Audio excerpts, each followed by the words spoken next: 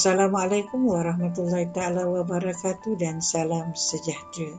Murid-murid yang cikgu kasihi, hari ini kita akan belajar Bahasa Melayu tahun 5, tema 7, unit 19 yang bertajuk Hotel Hijau, yang mana pada hari ini kita akan belajar ayat pasif bersama dengan Cikgu Zainita binti Husin.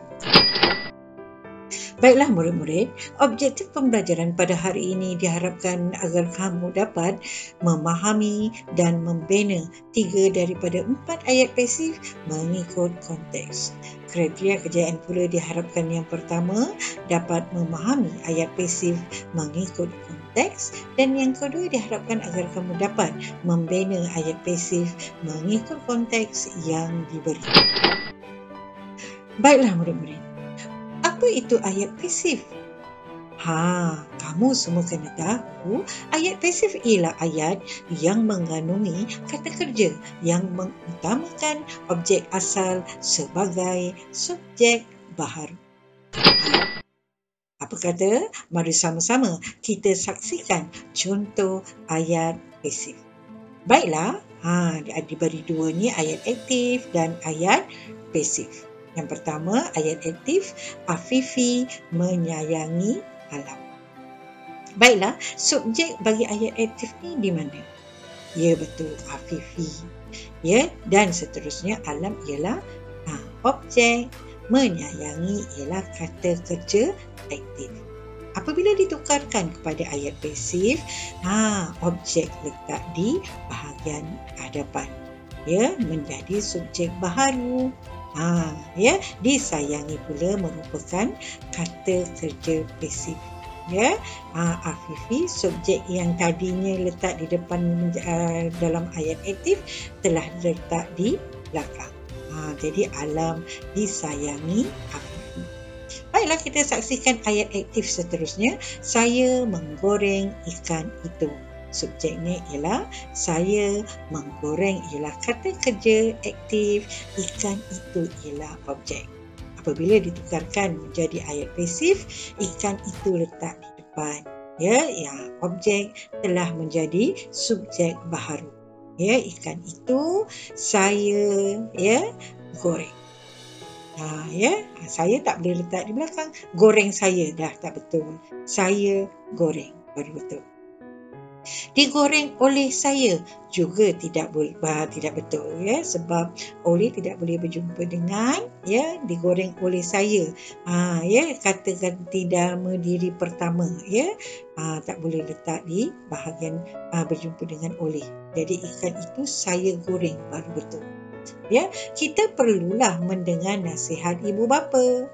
Jadi kita ialah subjek, mendengar ialah kata kerja aktif, nasihat ibu bapa ialah objek. Apabila ditukarkan menjadi ayat pasif, nasihat ibu bapa diletakkan di hadapan ayat, perlu kita dengar. Subjeknya letak di tengah ayat. Kita dengar. Kemudian kamu harus menutup periuk ini. Apabila ditukar menjadi ayat pasif, periuk ini harus kamu tutup. Mereka membersihkan rumah itu. Ayat pasifnya ialah rumah itu dibersihkan oleh mereka. Jadi oleh boleh berjumpa dengan kata ganti nama diri ketiga. Baiklah, mari kita saksikan pula paparan yang diberikan.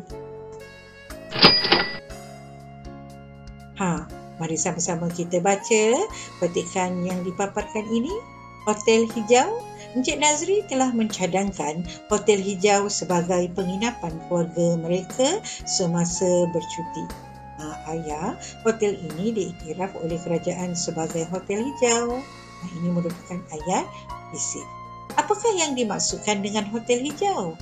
Hotel Hijau ialah inisiatif oleh pihak hotel yang menyediakan kemudahan dan perkhidmatan yang bersifat mesra alam. Oh, begitu. Apakah inisiatif mesra alam itu? Banyak bangunan hotel menggunakan cahaya matahari untuk pencahayaan di dalam bilik. Mentol lampu cekap tenaga juga digunakan oleh pihak hotel.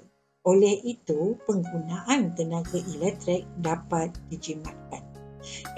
Mengapakah banyak basikal di hotel itu, Ayah?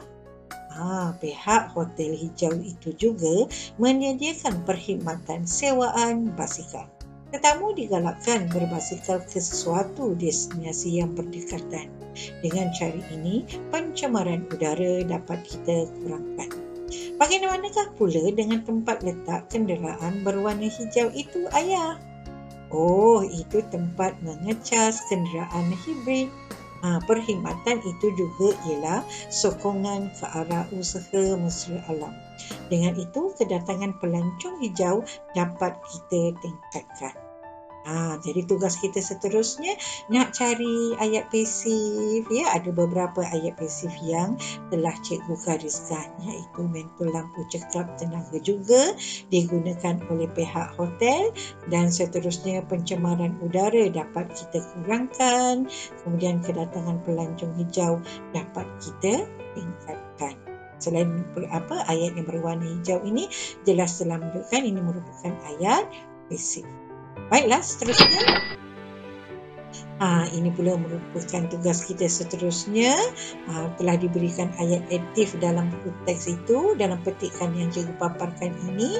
Ya, pihak hotel hijau menyarankan pelanggannya menjimatkan penggunaan air. Pelanggan menukar tuala dan cadar apabila perlu sahaja. Selain itu, hotel juga menggunakan tadahan air hujan untuk simbahan tandas. Kita mestilah menyokong usaha pelestarian alam ini. Jadi kita nak tukarkan ayat aktif ini menjadi ayat pasif. Jadi kata kerja aktifnya ialah menyarankan, menukar, menggunakan, menyokong. Jadi kita kena tukar kata kerja aktif ni kepada kata kerja pasif. Jadi objek letak di bahagian hadapan dah menjadi subjek baharu. Subjek baharu letak di bahagian belakang ayat. Baik, mari sama-sama kita saksikan jawapan yang telah cikgu paparkan ini. Baiklah. Pelanggan disarankan agar penggunaan air dapat dijimatkan oleh pihak hotel hijau. Tadi pihak hotel hijau menyarankan pelanggannya menjimatkan penggunaan air. Jadi di sini pelanggan disarankan agar penggunaan air dapat dijimatkan oleh pihak hotel hijau. Menyarankan, kita dah tukar disarankan, ya. Ayat aktif tadi, kata kerja aktif kita dah tukar kepada kata kerja pasif. Menjimatkan, kata kerja aktif kita dah tukar kepada kata kerja pasif, ya. Nampak tak? Kita dah tukarkan. Jadi tuala dan cadar pelanggan ditukar apabila perlu sahaja. Pelanggan menukar tuala dan cadar apabila perlu sahaja. Jadi, tuala dan cadar pelanggan menukar, kita dah tukar kepada kata kerja pasif, ditukar apabila perlu sahaja. Selain itu, tadahan air hujan untuk simbahan tandas juga digunakan. Usaha kelestarian alam ini mestilah disokong oleh semua orang. Ya? Nampak, ya? Jadi, ini antara contoh cadangan jawapan yang telah cikgu paparkan apabila kita hendak menggunakan ayat aktif kepada ayat pasif. Baiklah.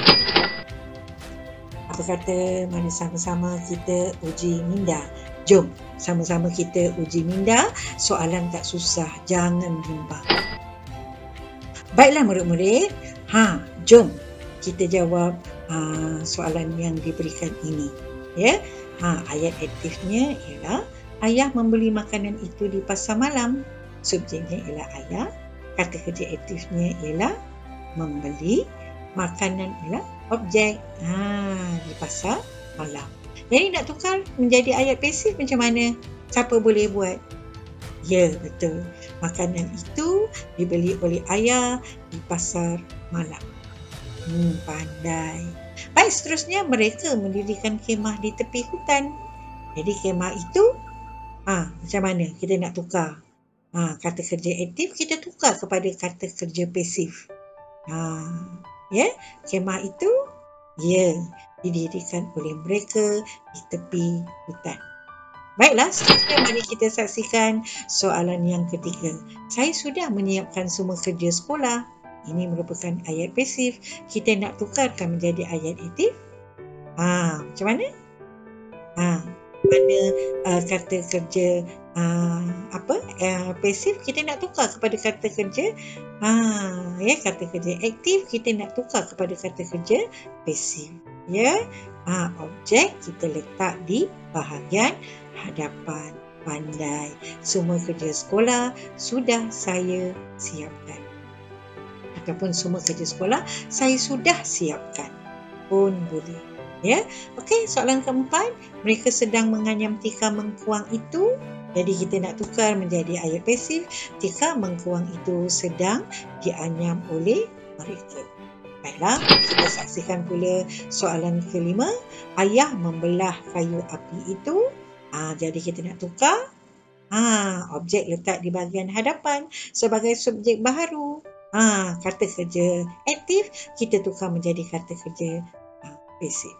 Okey, jadi kayu api itu letak di bahagian hadapan. Kayu api itu dibelah oleh ayah.